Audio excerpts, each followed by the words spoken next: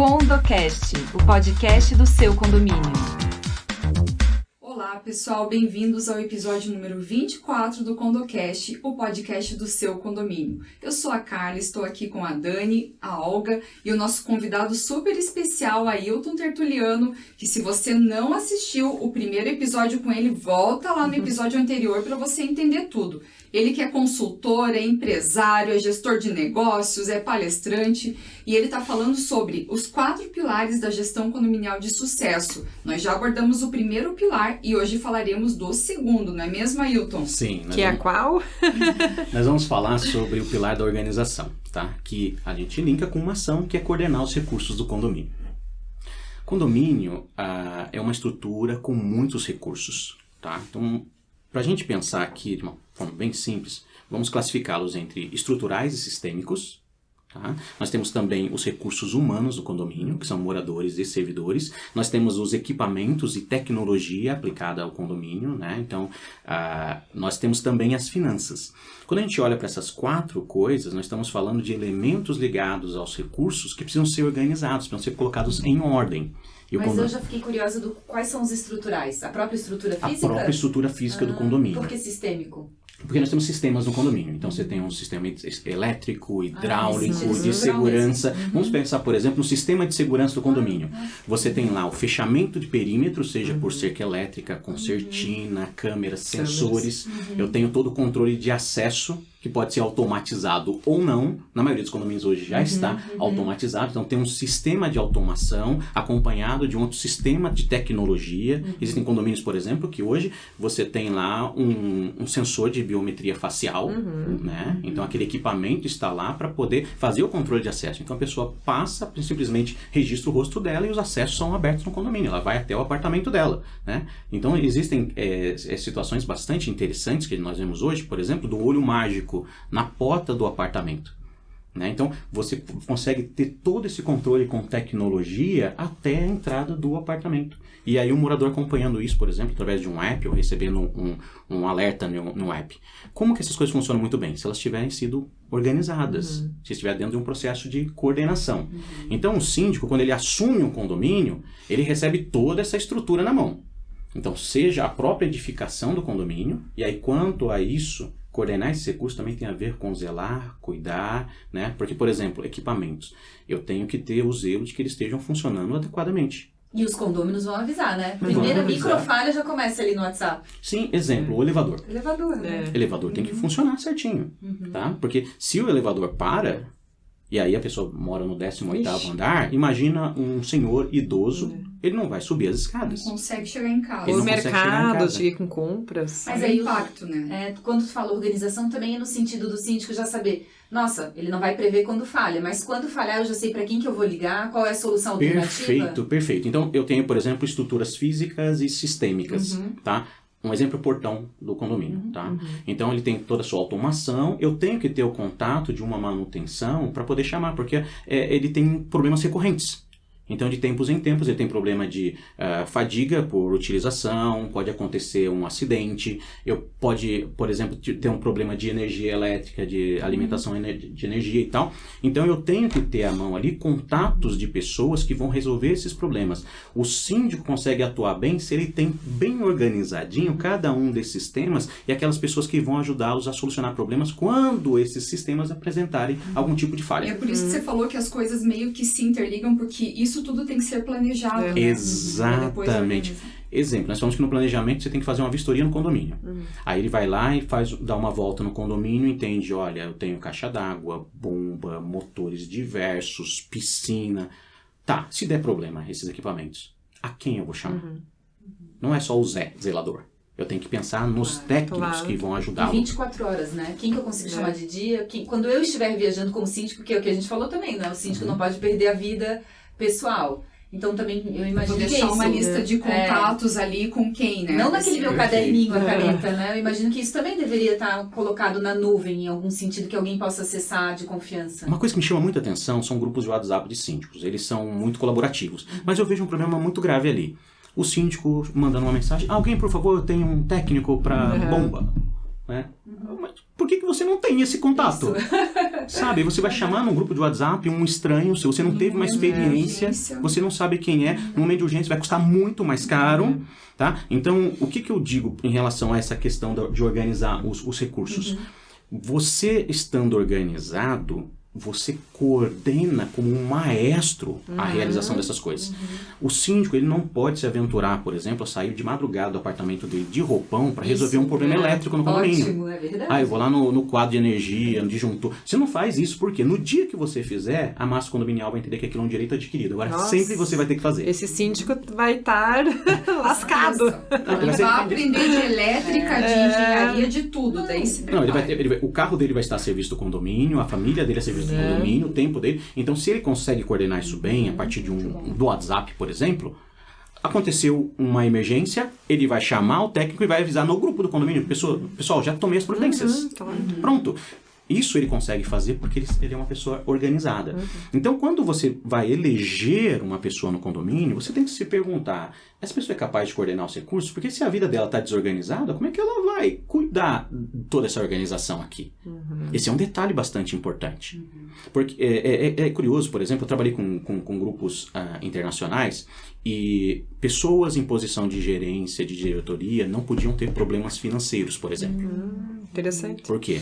Porque se ela está com problema financeiro e ela é a autoridade que assina o destino daqueles recursos, a chance de uma corrupção é muito maior. Isso acontece em banco, né? Então, o gerente de banco, por exemplo, não pode ter um nome negativado. Ele pode perder a posição. Uma restrição, ele pode perder o seu cargo. Então, coordenar recursos é importantíssimo, porque eu tenho lá os recursos estruturais, mas eu tenho os humanos também. Eu parto do seguinte, até uma tese, parto do seguinte pressuposto que o maior ativo do condomínio são os moradores. São as pessoas. Então, elas constroem o ambiente do condomínio, é elas que trazem a valorização para o condomínio por conta da cultura. O perfil daquele condomínio. O perfil. Outra coisa, a própria qualidade de conservação de estruturas e equipamentos depende das pessoas que utilizam. Com certeza. Não, fora que eu, por exemplo, moro num edifício, quando eu fui visitar, cruzei com uma pessoa que virou realmente minha vizinha e perguntei, como é que é morar aqui? Ela, nossa, é ótimo, é tranquilo. Ainda tem isso, né? Sim. Na hora da venda do imóvel, a gente quer saber de quem mora, se é tranquilo, se vai ser um ambiente assim, né? Gostoso de morar. E o dinheiro vem delas. Quem compõe o orçamento do condomínio é a contribuição do morador. O morador, ele pode, por exemplo, atrapalhar o andamento da gestão do síndico. Tá? Porque ele pode travar isso. Eu dependo da chancela dele para que as coisas funcionem e a permanência do síndico depende da aprovação dos moradores. Então, é um ativo fantástico. Eu tenho que ter isso como um valor. Que as pessoas são o maior ativo do condomínio. Aí eu tenho também, por exemplo, a questão dos equipamentos e tecnologia. Então, o síndico está coordenando também essas coisas. Então, ele tem que se cercar de pessoas que têm conhecimento para poder ajudar a melhorar a qualidade de vida das pessoas aplicando tecnologia no condomínio. Por exemplo, você compra hoje um apartamento e quando você vai para a sua área de serviço, você não está preocupado com a qualidade do tanque que vai estar lá, porque ninguém lava roupa com a mão.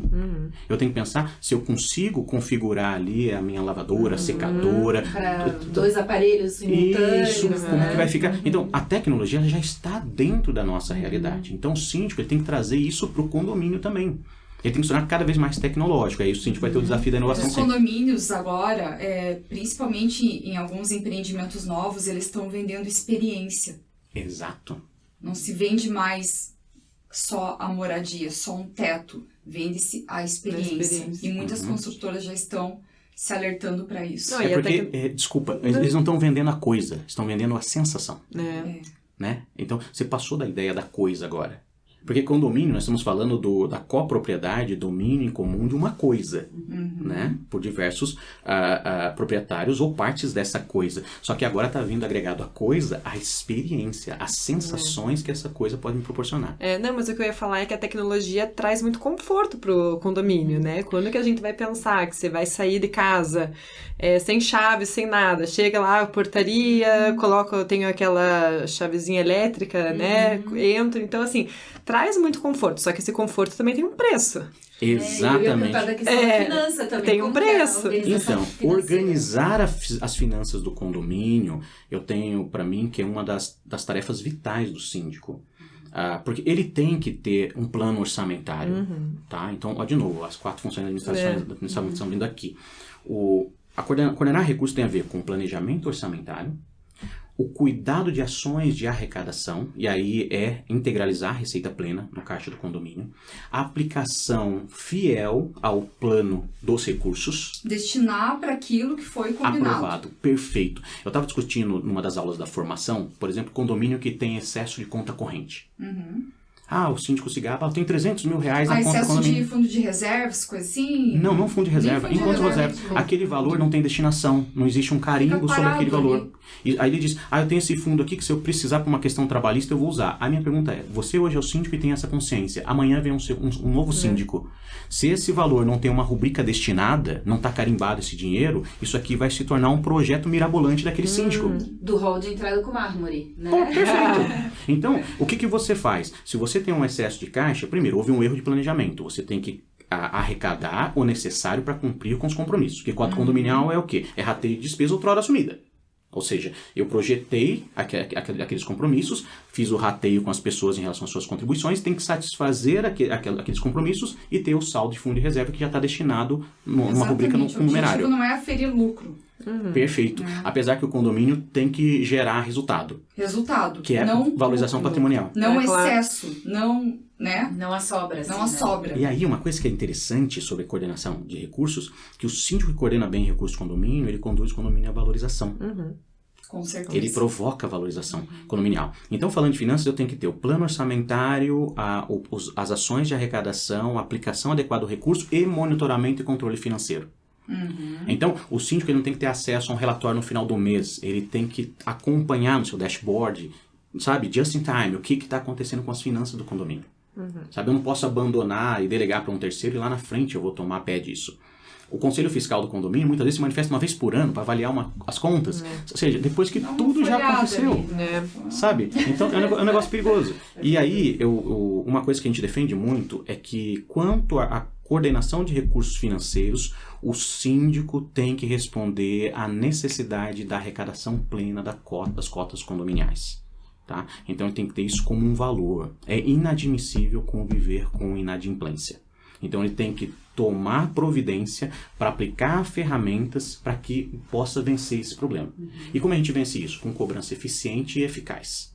Eficiente significa que você cobra a coisa correta, no tempo certo, da forma certa, com profissionalismo. Mas tem que ser eficaz, tem que receber tudo que cobra. Então eu não posso simplesmente trabalhar a cobrança, eu tenho que ter sucesso com a cobrança. E aí eu tenho que buscar mecanismos que possam garantir para mim a integralização da receita no caixa. Então tudo isso a gente trabalha, né? Garantir em tempo. Porque é o seguinte, aquele recurso está destinado para ser utilizado dentro de um período de tempo, né, delimitado. Ou seja, são aqueles recursos para o mês. E durante aquele mês eu tenho que satisfazer as necessidades de contas ordinárias, manutenção preventiva, corretiva, ações de investimento. Eu preciso do dinheiro naquele tempo. Então eu não posso conviver, por exemplo, com um numerário na minha conta. Então eu tenho lá no regime de competência, tinha um valor que teria que estar presente no meu caixa, mas no meu regime de caixa ele não acontece. Eu tenho que fazer essa conciliação. Mas, Ailton, assim, para mim parece, não sei se para vocês, que esse tipo de informação deveria ser dado para todo condomínio, né? Com certeza. Porque eu vejo muito ainda síndico que assume porque ninguém quer, mas daí também a coletividade não valoriza tudo isso que é feito nos bastidores. A gente precisava, assim, realmente, como condôminos, né? Quem somos condôminos, prestar atenção nisso. Quanto está sendo feito até para valorizar também nessa organização financeira uma boa remuneração do síndico. Não ser só uma isenção de taxa como se fosse um favor. Eu acho que mesmo sendo morador, a remuneração é que vai reconhecer melhor todas essas etapas sendo efetivadas, né? Sim. Eu acredito que quanto maior for a condição do síndico de realizar coisas de maneira excelente e profissional, vai se justificar o seu pagamento. Tá? Então o honorário está justificado pelo resultado que ele entrega. Em contrapartida, o condomínio ele não pode abrir mão dos resultados. Então, independente seja um profissional ou um amador, um morador, o condomínio depende desses resultados. Eu concordo com você, a massa condominial deveria conhecer isso. Porque ele comprou um apartamento de R$1 milhão e ele tem que entender que se a administração ela for corrupta, perdulária, desorganizada, aquele R$1 milhão dele responde por isso. Não, ele vai se desvalorizar. E então ele pode colocar em risco. Responde nesse sentido. Exatamente. Então, quer dizer, ele vai colocar em risco aquilo que ele está construindo. Então, a escolha do representante para os seus interesses, porque o síndico representa os interesses dos condôminos, ela tem que ser bem criteriosa. E quando eu faço uma boa escolha, e esse síndico ele faz uma boa aplicação, né, de ferramentas, por exemplo. Eu estou dizendo que ele tem que se tornar um expert, tem que fazer uma formação, nada disso. Tanto que a gente tá democratizando esse conhecimento. Tá? Essa não é uma formação para síndico profissional, é uma formação para síndicos. Eu vou estar encaminhando isso aqui, por exemplo, para universidades. Eu tenho interesse de chegar, por exemplo, num curso de administração e apresentar, por exemplo, para aquele estudante que existe um mercado e aquelas ferramentas que ele está utilizando, e falar, puxa, pode projetar isso para o futuro. E eu olhar para o mercado condominial. Olha a aplicação disso, né? É um mercado multibilionário. Sim, né? sim. E aquela pessoa que está estudando, puxa, eu posso, então, me interessar pelos assuntos do condomínio em que eu moro, e amanhã ou depois eu posso ser um síndico, eu posso ter uma administradora, ou posso ser um consultor que presta serviço para condomínios. Estamos super de acordo que esses assuntos sejam divulgados, por isso, não deixe de compartilhar esse episódio, hein, gente? Se você é morador, compartilhe aí com o seu síndico, compartilhe com o vizinho, compartilhe, se você é síndico, compartilhe com seus colegas. E vamos ver o que vem aí para o próximo episódio. Agradecemos a sua participação aí, a sua audiência e até o próximo. Você acabou de ouvir CondoCast, o podcast do seu condomínio. Envie suas sugestões e nos siga nas redes sociais.